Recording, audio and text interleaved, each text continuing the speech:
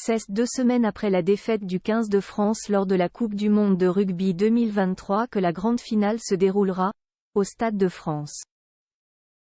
Pour l'occasion, un coach superstar de The Voice est attendu pour faire le show. La suite après la publicité. La Coupe du monde de rugby se poursuit, sans les Français. Le 15 de France a en effet été éliminé de la compétition dimanche 15 octobre 2023, alors que l'équipe disputait un match de quart de finale contre l'Afrique du Sud. 2 semaines plus tard, soit samedi 28 octobre 2023, la grande finale aura lieu au Stade de France. Et pour l'occasion, un grand nom de la chanson française fera le show, comme le révèle un communiqué officiel de World Rugby. Il s'agit d'une star internationale, très connue dans l'Hexagone pour son rôle dans The Voice.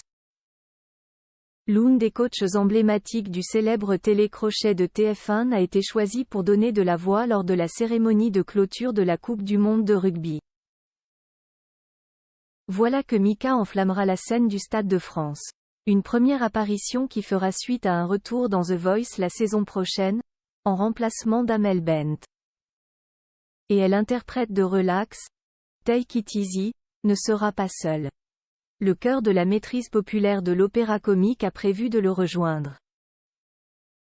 Ensemble, ils interpréteront un mélange haut en couleur des titres les plus connus de Mika, réarrangés pour l'occasion, afin de partager avec les spectateurs un voyage musical, apprend-on alors. Mika ravie de faire le show pour la finale, une nouvelle qui devrait ravir les fans du chanteur de 40 ans. De son côté, Mika ne cache pas sa joie. Je suis ravie de faire partie de la finale de la Coupe du monde de rugby 2023.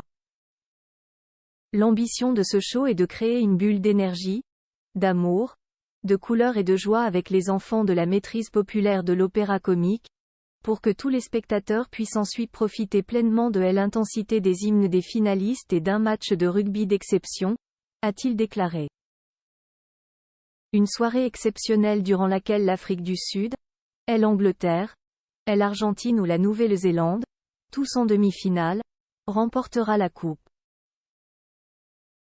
Si la fédération a semble-t-il mis les petits plats dans les grands afin d'éblouir le public, pas sûr que les Français parviennent à profiter pleinement du moment.